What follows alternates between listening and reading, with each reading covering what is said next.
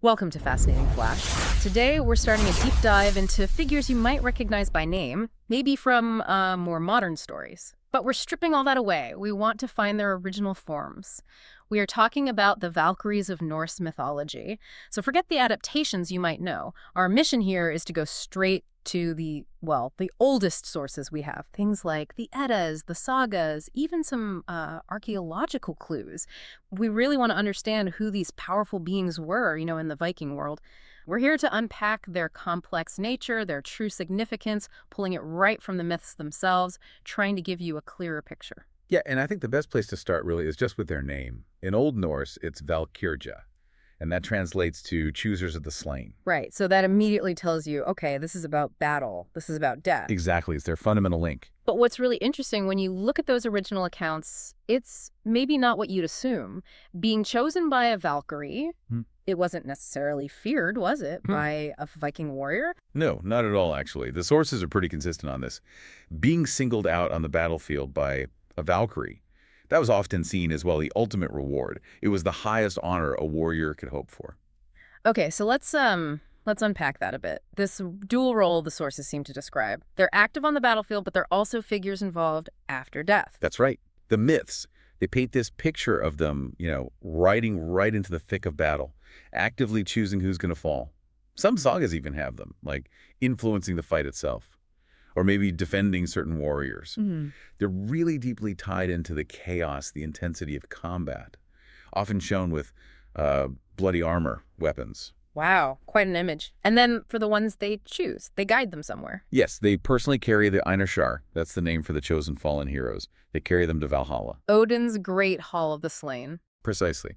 And it's depicted as this, magnificent destination.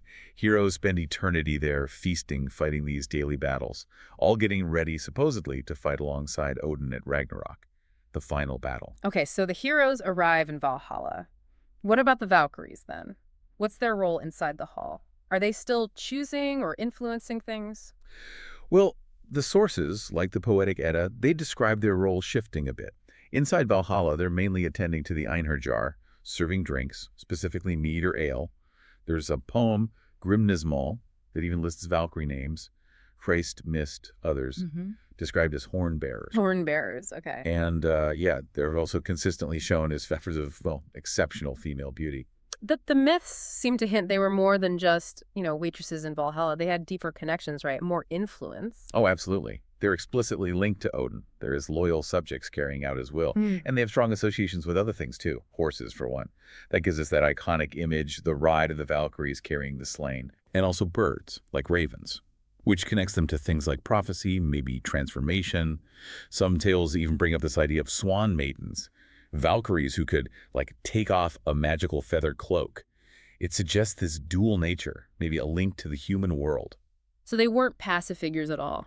Definitely not. They were seen as potent beings, capable of influencing a person's destiny. And it's not just in the poems and stories, is it? We actually see hints of them in, stuff people dug up, archaeology. Yes, exactly. The material evidence from the Viking Age gives us this really fascinating, tangible context. You have things like picture stones from places like Gotland. They often show figures that look like women holding horns, greeting riders. Many scholars connect that image to, a Valkyrie welcoming a hero arriving in Valhalla. Makes sense.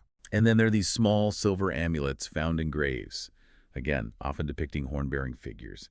It suggests how communities really thought about them, maybe even sought some kind of connection with them regarding death and the afterlife. It shows they were part of the lived belief system, not just stories.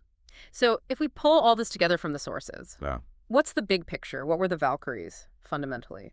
Well, what's really clear is just how central they were in Norse thinking about death, about honor, destiny, the afterlife.